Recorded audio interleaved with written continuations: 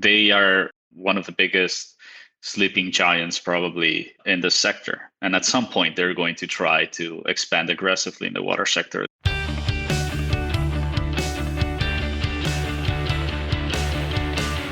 I am Reese Tisdall, and this is The Future of Water, which we talk about all the ways which companies, utilities, and people are addressing the challenges and opportunities in water. This is episode 112. That's 112, and I know it's going to be a good one. That's because this time I'm going to be joined by Antonio Del Olmo, senior analyst at Barcelona, to talk about the impact and outlooks for Spanish engineering firms in the water sector. So if you're not familiar with water, a host of companies from Spain have essentially exerted their significant influence on the water market over the past couple decades. So from Spain to Mexico to the Middle East to other parts of the world, including the US, they've carved out positions that are definitely worth watching. And over the time, this has not come without changes, whether it be M&A, new market entry, and so forth. But this is why I wanted to bring Antonio into the discussion, hear about his insights into these companies and where they may be heading and what their impacts are overall. But before I do that, you're going to have to bear with me just a little bit and let me talk about what caught my attention recently. This is a repeat of last time, unfortunately, but I'm going to give it to you. Just another reminder, Bluefield Research will be at Aquatech Amsterdam, March 11th to 14th. So make sure to stop by the booth. That's 11.318 if I'm reading that correctly. And meet a number of Bluefield experts, water experts, that is, including my upcoming guest, Antonio Del Olmo. He'll be there as well. So what's caught my attention this past week? Badger Meter's $185 million acquisition of SmartCover expands its Blue Edge suite. So that's going to include real-time sewer and lift station monitoring, and then also just further expand Badger Meter's presence in the smart water management market, if you will. With SmartCover's $35 million in annual revenues and ongoing expertise in sewer level sensors, predictive analytics, and stormwater management, the deal really does position Badger Meter to drive further municipal adoption of its digital wastewater solutions. I mean, at its core and heart of it all is the metering business, but over the past couple of years, it has been building out. So why does this matter for the water sector? Really, to get to my thoughts. That is, by our count, there are approximately, I think our team said it to me the other day, 21 million manhole covers in the US. So that's a huge addressable market.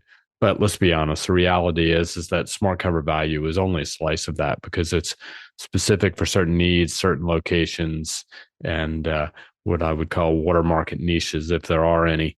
So it's worth keeping that in mind. But nonetheless, there's definitely runway for growth.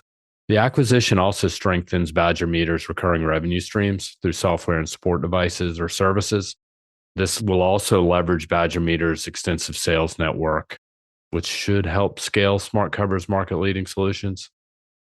But it'll be interesting. I guess the real take and my real thought on this is it'll be interesting to see how Badger manages SmartCover through its own sales channels. Badger has a strong direct-to-market sales strategy, where SmartCover has traditionally gone through distribution channels. In fact, believe it's working with Core and Main. So it'll be interesting to see how that changes, if at all, over time. It'll take a little while to sort of work its way through the transition process, but so it's worth keeping an eye on that. And then lastly, it's just worth noting that Badger, through a couple deals, it had acquired Telog a couple years ago. It obviously has SmartCover. It's just done other deals over the past 4 to 5 years. It is, in some respects, made it the envy of the water sector. I can't tell you how many times that clients and companies come to us asking just about Badger and how they're doing it, and what does their overall strategy look like going forward. So if you're not up to speed on what Badger Meter, which is a Milwaukee-based company, if you're not up to speed on them, it's worth taking a look at them. And if you have any questions, you can always reach out to us at Bluefield Research. So with that being said, let's get to Antonio Del Olmo and talk about what's happening in Spain. All right, so I'm joined here by Antonio Del Olmo. Antonio, how's it going? Hi there. Thank you for having me. It's nice to be here. Yeah, first time on The Future of Water. So I'm going to take advantage of this opportunity. I did this not long ago with Megan Bondar, who was on the podcast as well. Why don't you, for all the listeners out there, let's give them a little idea who you are, where you are, I'll let you start. Yeah, so I'm based in Spain. I work closely with our team in Barcelona. I'm a senior analyst at Bluefield, over 10 years experience in the water sector, particularly with water utilities. My primary focus at Bluefield includes digital water, European market, and M&A. Nice. So pretty big, I would say a pretty wide or big purview, but I know the Europe team's building out a lot of content in a lot of different directions. Yeah, we are many of different stuff, and I mean, this market's it's evolving all the time, and the landscape's always changing. So it's exciting. One of the, as we were talking, we were actually in a meeting earlier this week. We were talking corporate strategies and what's happening in water. And the discussion about GS Inima came up, which GS Inima, which I guess is Inima originally out of Spain. They were acquired by GS Engineering a while back. And so what I was hoping is they're on the block. And it seems like the deal is sort of moving forward or progressing at least. So I thought we'd maybe start with that and talk a little bit about what is that deal, who is Anima, and who's the potential buyer is, and what are some of the considerations when it comes to that. Yeah, so this deal is something that has been there has been talks about this deal for several years already. When GS bought Inima, Korean company, I guess people know about it already. The talks began a little bit when GS started having like some financial stress, particularly over an incident that happened in South Korea that they were held accountable for. And there has been several talks right now about TACA and Quebec's pension fund looking to buy GS Inima, which there has also been talks about some other water companies which have dropped from the process. So right now, GS Inima is one of the biggest players, I'd say one of the oldest Spanish companies in desalination, very consolidated in the Middle East, and they are even consolidating themselves even further with certain contract wins that they had recently, particularly one in Portugal for the Algarve desalination plant. So I think of these operation as a chance for, I mean, obviously the bidders have different goals. Like Taka is actively investing in global water assets right now, particularly those with strong desalination experience alongside with energy related projects. Well, Quebec, I think their investment is completely Quebec's pension fund. I mean, their investment is completely different in the sense that they're thinking more on a long-term asset management strategy. My guess is that they're aiming for more stable yields rather than outright sector dominance. Yeah, I think it's super interesting. I mean, one that you sort of said exactly that. Enema or GS Enema now has a really strong presence in the Middle East because of the desalination market. Taka, which is like it's really a state-owned or government-controlled company within the United Arab Emirates. So they have a big position. They obviously own a significant capacity of desalination in integrated water and power plants as well. And then the second part of that is the other bidder, a Quebec pension plan or pension fund. We have seen those players. There are a number of them, whether it be Ontario Pension Plan, we've seen CDPQ, we've seen others. PGGM, I guess, is a pension fund as well out of Europe.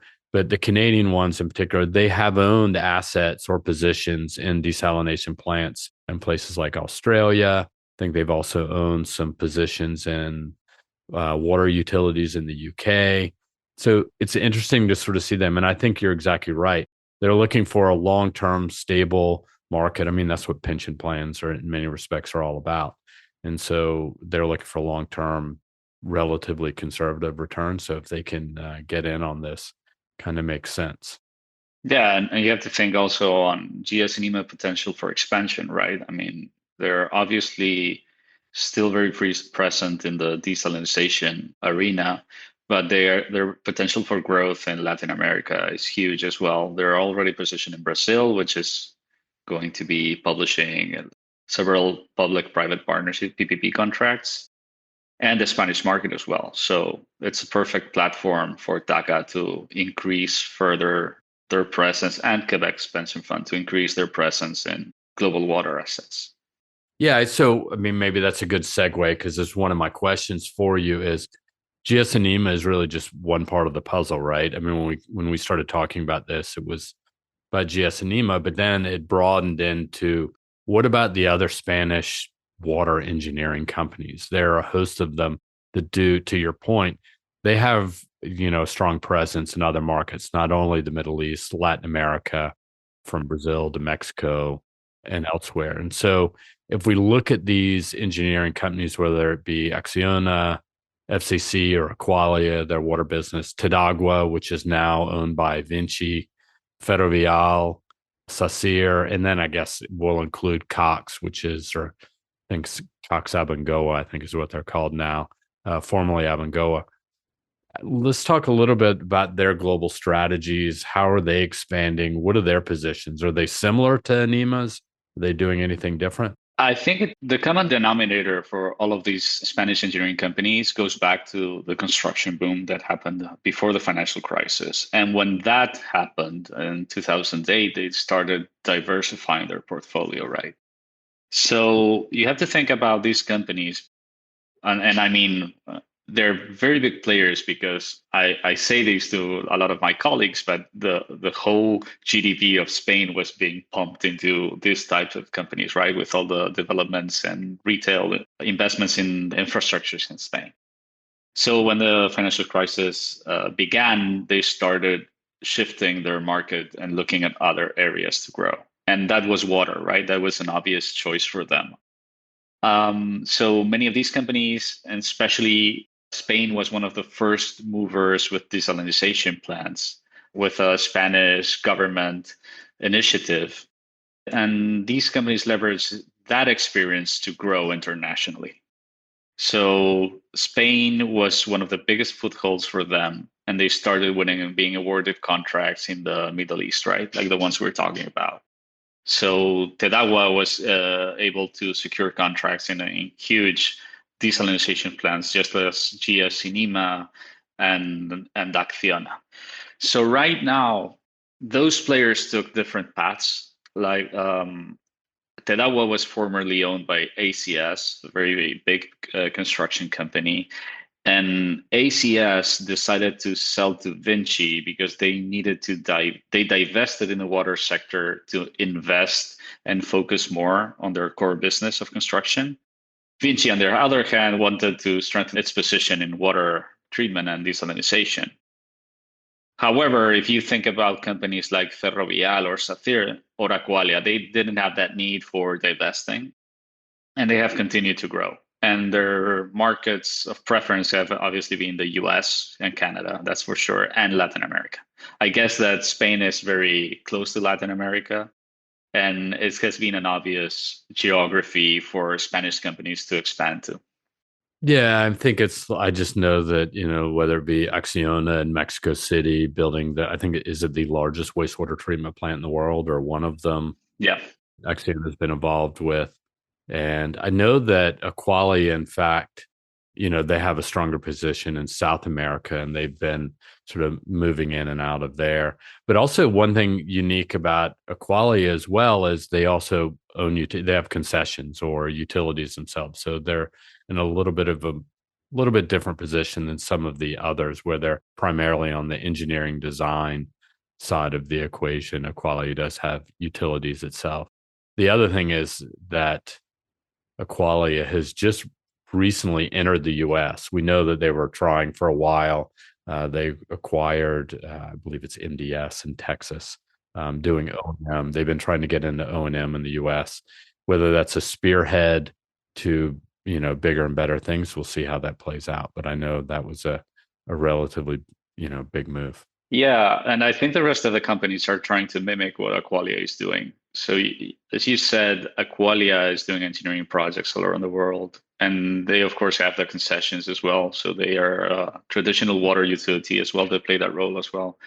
Tedagua, Acciona, and Sathir are also trying to do the same thing. So Aqualia obviously is now trying to enter the US. I don't think it wouldn't come as a surprise if the other companies are trying to push as well to enter the US market. Yeah, I think Ferrovial has had some success in Texas as well, Yeah. uh, building projects. So what I think, just even stepping back to your point about where they came from, it is interesting to kind of see the arc of the Spanish engineering company story where, from 2000, the big buildup until the Great Recession, they were high flying, they were getting into renewables, they'd started moving into water, they, were building everything everywhere, incredibly successful, and then really just got crushed. The Great Recession really did a number on the Spanish market in a number of ways. And there's been some fallout, whether it be for that reason or just being too aggressive. Like Abengoa went bankrupt soon thereafter and has since been acquired. You already mentioned Tedagua being acquired by Vinci, whether that was for out of sort of necessary convenience or whether they just had to do it.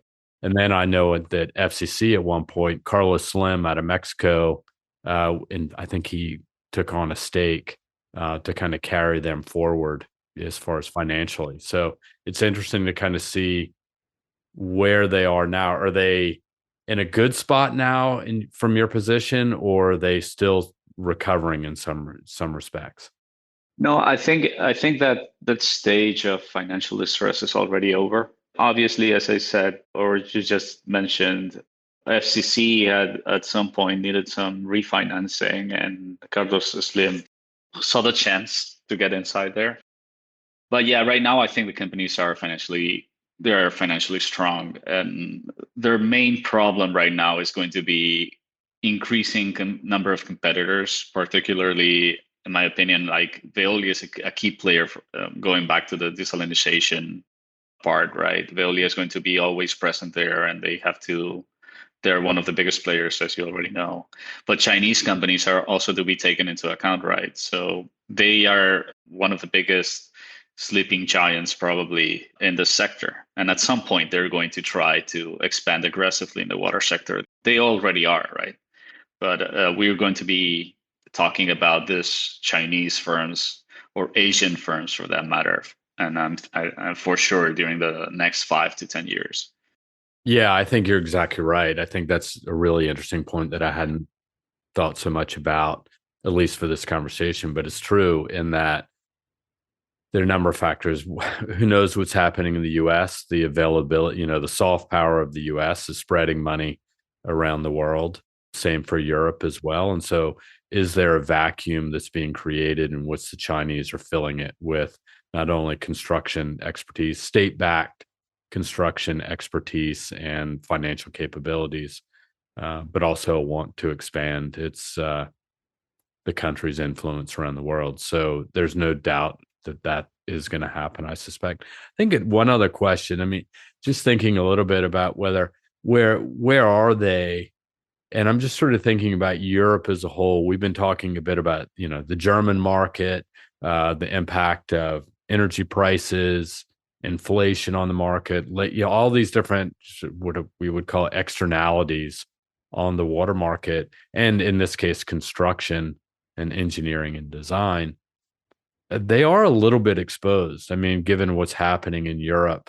No, I mean, the Spanish economy, I mean, I think the Europe's problems are not so different from that and that the US already has, right? I mean, it's not that different. And I think when you think about the economic variables that play a big role in M&A, for example, interest rates and the value of the euro or the dollar, I think both the ECB and the Fed try to make it mimic each other more or less in their decisions. But it is true that Europe's economy is particularly prone to have some further financial stress in the future, particularly because of the debt, the percentage of debt over GDP that the countries are having right now, plus many other factors like the energy independence of Europe from Russia or Algeria, right? From natural gas and all this conversations that we keep having and that in the European Union. So the European Union is right now in a crossroads, right? And there are very serious doubts on whether or not Germany, particularly, is going to be able to turn around the situation because it's a tough spot to be on with rising inflation. Like I saw yesterday the unemployment rates, especially youth unemployment rates, and they're huge still. So that's not something that's going to go away quickly. And yeah, the exposure of all these companies to the European market, it's quite it's huge, right? I mean, we're talking about maybe 50% of their business. So yeah, they're very exposed. Yeah, and I think to that point, I mean, or at least adding to the pain is things like defense spending. Depending on what happens with the U.S. administration having to pay for NATO.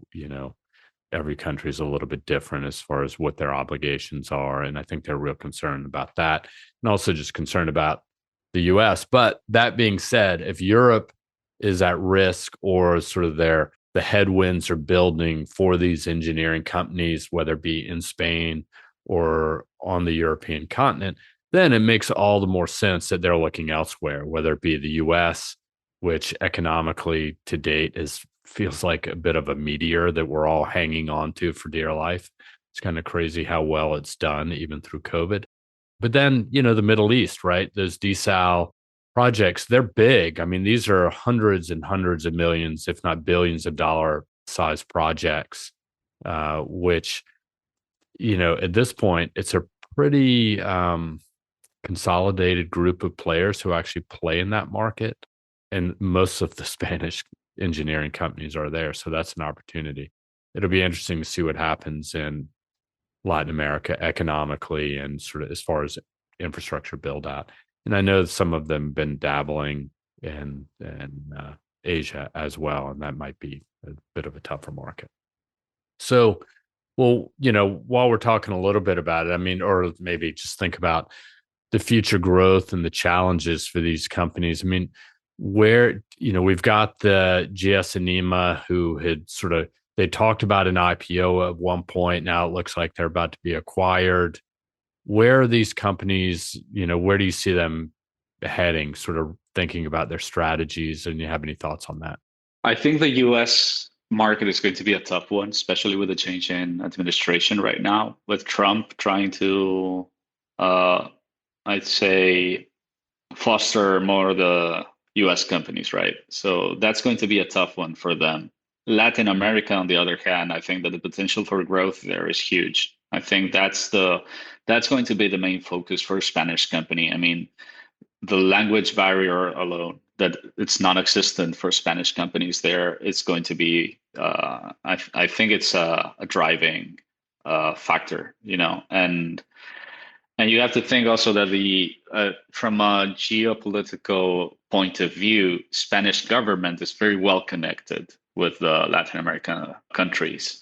So I think it's only logical that that would be where these companies can grow the most. That's my view.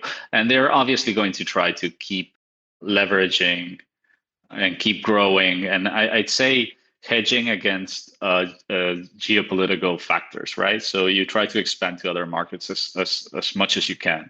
But the focus is going to continue, in my opinion, it's going to be Latin America, probably Middle East as well.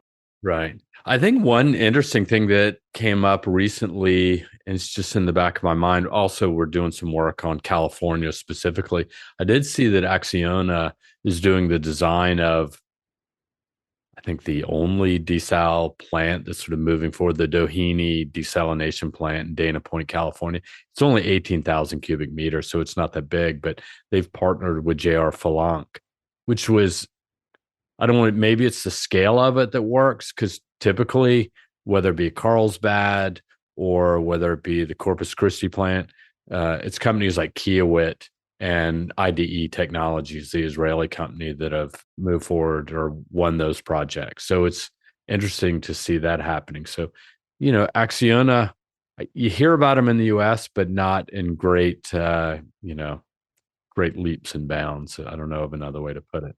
Yeah, you're right. And I think that the way that they're going to penetrate the US market is establishing partnerships with well-established players in the US. That's the way to go. You remove the friction, to providers, suppliers, government contacts. I mean, it's a win-win. You can bring to the table your expertise in desal in the Middle East or worldwide, basically in the water sector, and you also have like a local partner profiting from that. That is a great message to send in the US, I think.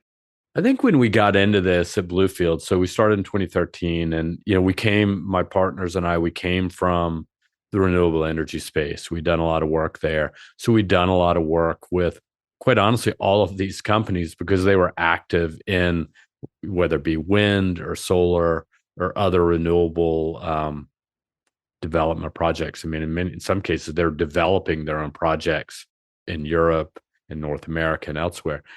I thought there would be more of they would be able to bridge the gap between renewables and water. And, that could have been biogas, that could have been just finding ways to, when it came to energy efficiency, energy capture, going forward in the future, is hydrogen a play? I know like Iberdrola, the renewable, power company and or renewable developer out of Spain as well, they they're interested in things like hydrogen.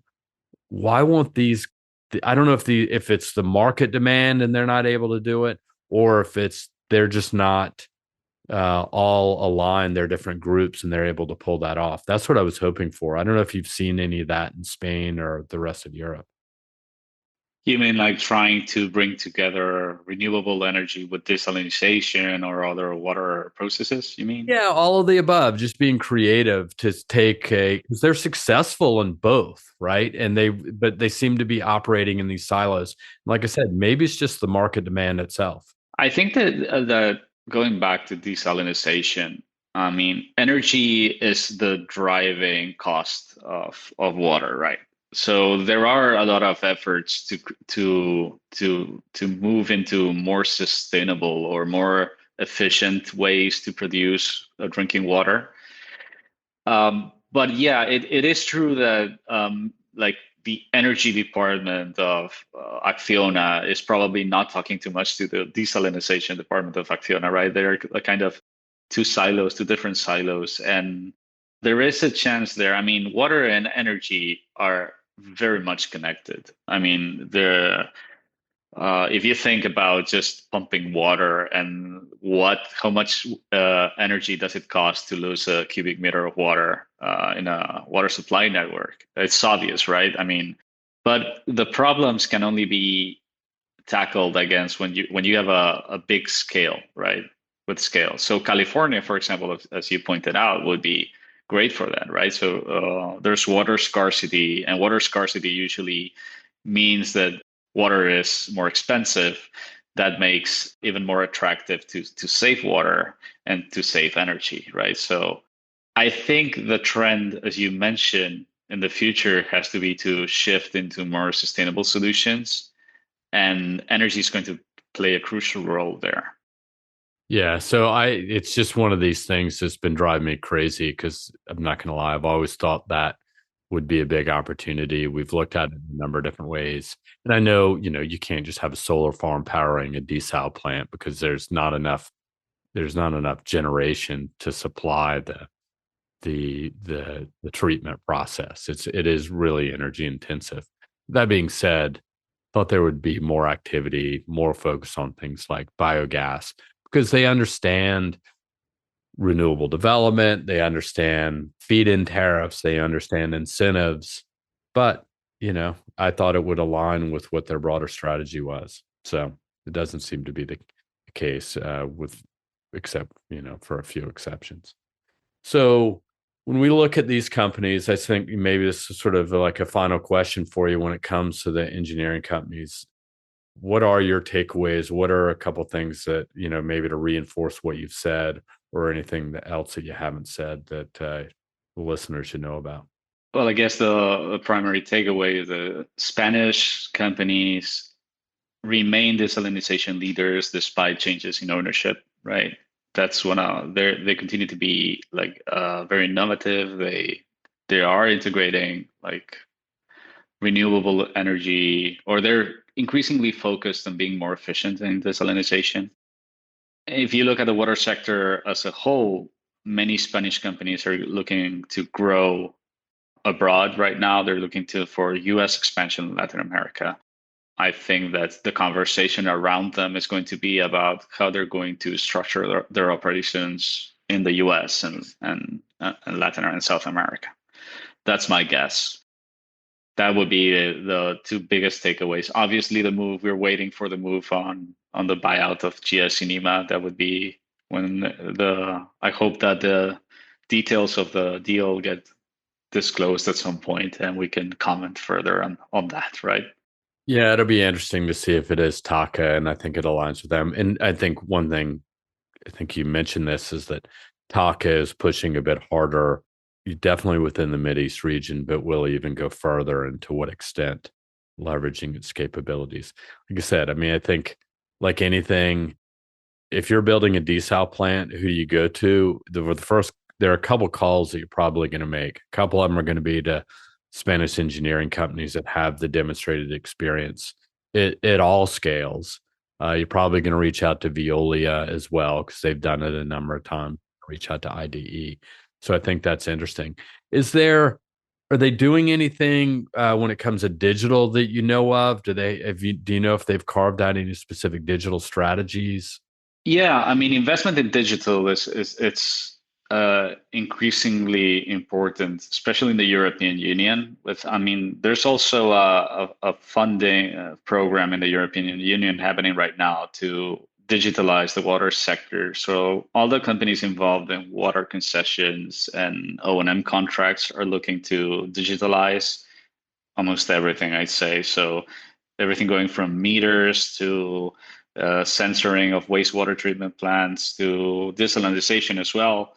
These companies are doing the implementation of many of these projects right now. So they're going to, if history serves as a lesson to what is going to happen in the future, you're going to probably see many European companies gaining a lot of experience in implementing these types of solutions and gaining leverage to implement them worldwide when the time comes.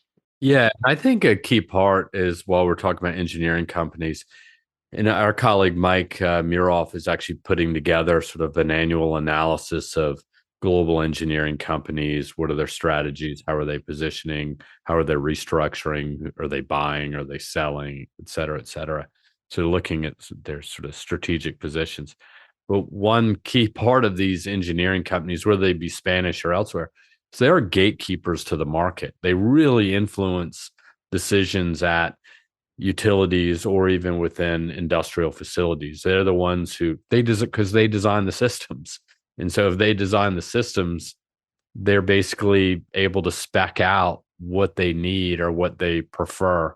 And so that's why they are this sort of a hurdle that vendors oftentimes have to cross that creates a bit of frustration, in their determining, do we go straight to the engineering companies and work closely with them and partner with them, or do we try to do an end around and go direct to customer, which doesn't always work either. So it'll be interesting to see how it plays out, particularly when it comes to digital. That's a common theme that digital vendors talk about. So, with that being said, I'm going to let you go. But before I do that, as I always do, what are you working on these days that the listeners should know about? Well, as you mentioned, we're having internally a lot of talks about Europe right now, German market, how everything's evolving, the economic landscape, how it's changing right now. It's hard to keep up to date because every day there's something new going on. Also, we will be attending Aquatech in March. We're preparing that a lot internally. So if you want to meet with us, we'll be there for sure. Obviously, working on our everyday forecast. We just recently published the European Union digital forecast. Well, not only the European Union, Europe as a whole, it also includes UK and other countries. So that came out very recently, and yeah, working on more exciting stuff, and I'm sure it will be interesting for the listeners. That digital report is great. It just came out. I think it was published, was it last week, maybe a week and a half ago. It is, I know it's great because it not only does it complement the recently released US report, but it looks at all the different countries, goes into a lot of granular detail as far as the forecast by segment, by in some cases product. So it's really, really great. I know it went into that, and look forward to hearing what not only our clients think, but anybody who's interested. I think it's very, very granular, very specific, very, I mean, for almost any company involved with digital, I think it's a must to check it out at least and see where what the trends are, what volume are we talking about in terms of money. So I think it's a one-stop report that you just need to have, right? No, I agree. All right. Well, I know we've actually, the two of us, we have a host of other meetings coming up, I think, later today. So I will be seeing you again shortly. But thanks again, particularly in relative short notice, for jumping on the Future Water podcast. And we'll talk again soon. No problem. I'll hope to repeat soon. All right, man. Take care. All right, that's a wrap for the 112th episode. So thanks for being part of it. And thanks to Antonio for sharing some of his thoughts. And it'll be interesting to see how the strategies evolve for these companies through M&A, market entry, acquisition, et cetera, et cetera. So before we sign off, if you're in Boston, Barcelona, let us know. We'd enjoy the opportunity for a meeting. Send us a note at waterexperts@bluefieldresearch.com. And what we're looking for are topic ideas. If you'd like us to have a conversation about something, that's what we want to do. We're doing this for you. And then lastly, tell a friend about it. We think others might be interested in this and hope you do too. This podcast and these water industry insights have been brought to you by the one and only Bluefield Research. To learn more about us, visit us at bluefieldresearch.com. Till we talk again, be well, be safe, and take care.